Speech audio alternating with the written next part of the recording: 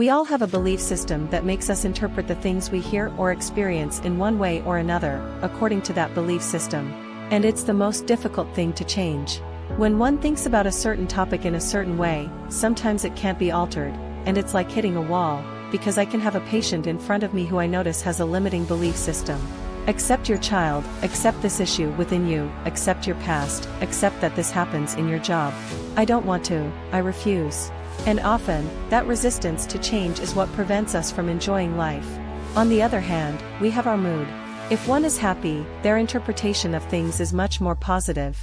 I always remember when Spain won the World Cup in soccer with the goal from Andrés Iniesta, who is a good friend of mine, along with his wife Ana. I remember it as one of the most joyful moments in terms of, I love soccer. I loved it. And then I remember that the next day, everyone in the hospital was happy. People greeted each other, people on the streets. People were honking their horns on the streets, there was a sense of celebration everywhere. Mood of happiness, of well-being, because of joy. But let's get serious. This mood will determine our interpretation of things. And what does this mood depend on? It depends on how well we sleep. We've already explained this, but it depends on how well we sleep. It depends on circumstances. It's not the same to live in the midst of a pandemic as it is to live in a time when there are no virus problems around. On the other hand, it depends on personality. How you interpret things. If you are deeply sensitive, that will affect your mood. If you are deeply distrustful, that will affect your mood and, therefore, your interpretation of things. And sometimes in life, if what you want is to be a little happier, that happiness we're talking about, sometimes you have to look at that aspect of your personality that is your Achilles heel and that prevents you from enjoying everyday life.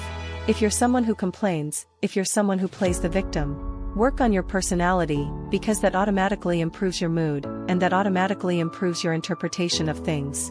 And finally, what is called the ascending reticular activating system. It has a terrible name, but it has a magical function. It's an area located here in the brainstem, and it's a very primitive area of neurons that has multiple functions, but one very interesting one is filtering. It's like a brain tracker, and it's the area responsible for filtering everything that happens to me and keeping what interests me.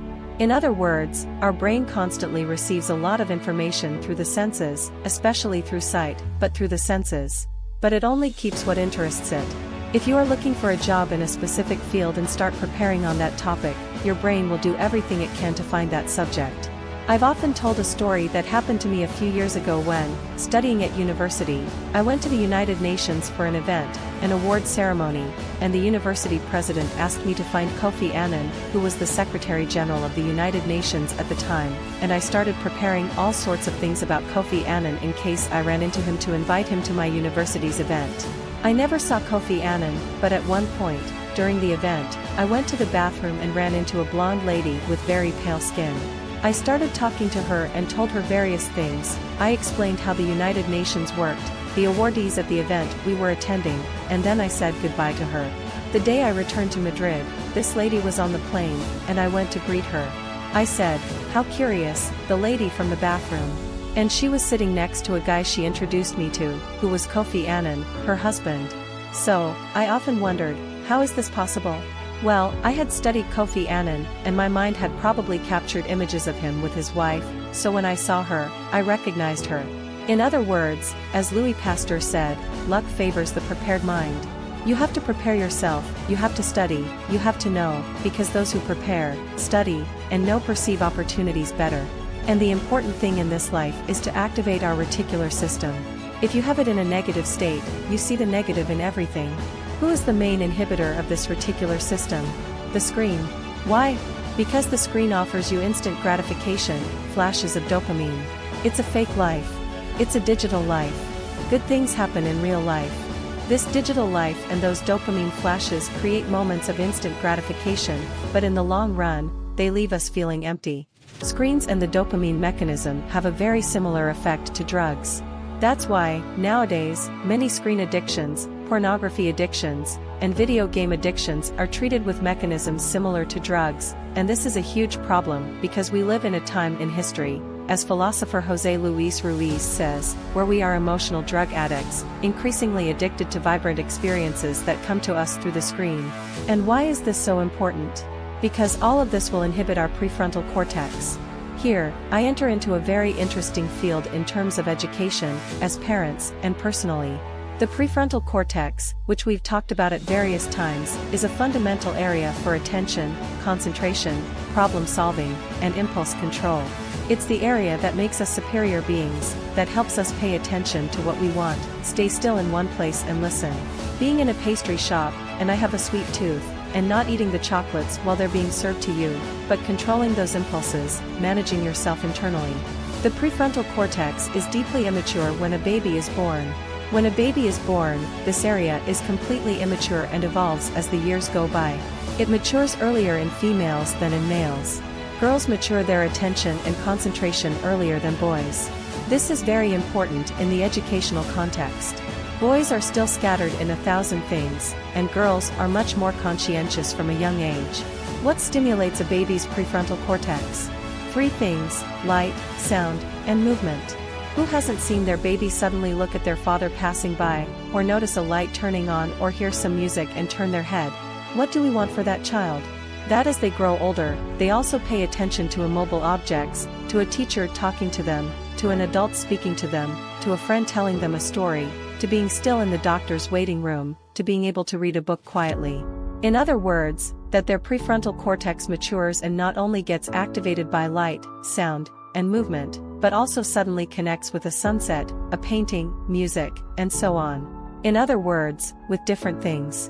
But if you give that child a screen from a very young age, what is the screen? Light, sound, and movement. What happens is that their attention will be stimulated by an external tool, which is that device. And the brain works as a mechanism called use it or lose it, either you use it, or you lose it. If we only use Wikipedia to find data, our hippocampus, the memory area, will work worse and worse. If one always uses Google Maps or Waze for navigation, we will get worse at orienting ourselves. The less our brain has to act on its own, the worse it will function in that strictly particular tool. If we manage to work on things, pay attention, promote our orientation, promote our memory, we improve brain neuroplasticity. That is, we are in a time where brain neuroplasticity, which is the ability to generate new neurons. When I studied medicine, the neurons we had were the ones we had, and there was no way to generate more. Today, we know that having enthusiasm, having excitement in life, causes a migration of neurons to the hippocampus, which is the area of learning. In other words, today we know that there are mechanisms to improve these neural connections, and if we strengthen a certain area of our brain, that area will function better and better. In the matter of attention, I believe that nowadays, we are in a moment in history where there is a crisis of attention. People don't know how to pay attention.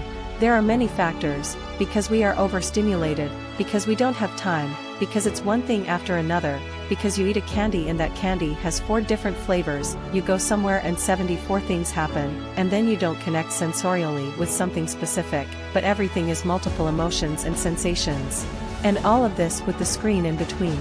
That screen, which keeps making my prefrontal cortex work worse and worse because it's designed to provide relief. But what you are teaching your brain is not knowing how to manage boredom, which is the cradle of wonder and creativity, and not knowing how to manage stress, which will determine your quality of life. A person with willpower goes further than an intelligent person, and willpower is found in the prefrontal cortex. So, what do I recommend to strengthen the prefrontal cortex? Willpower is the ability to postpone reward. And today, we are in a time where we want everything and we want it now. I want to feel now, and I want instant gratification now. In other words, instead of wanting everything right now, food and what I need, I strengthen my willpower by setting small challenges for myself. This week, I won't eat this. This week, I will only watch 1 episode of this series. I won't buy anything here. I won't spend more than a certain number of minutes on Instagram.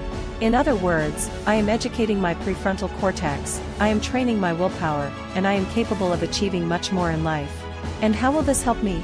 First, when I get bored and let my mind wander and come and go. No great discoverer reached their results and conclusions in a frantic moment. Never. One was sitting under a tree and saw an apple fall. The other was strolling through the gardens of Athens. In other words, in a moment of relaxation, of parasympathetic activity, suddenly, click, an idea emerged. In a moment of frenetic stress, you don't reach the great themes of life, you approach things superficially and don't delve deep.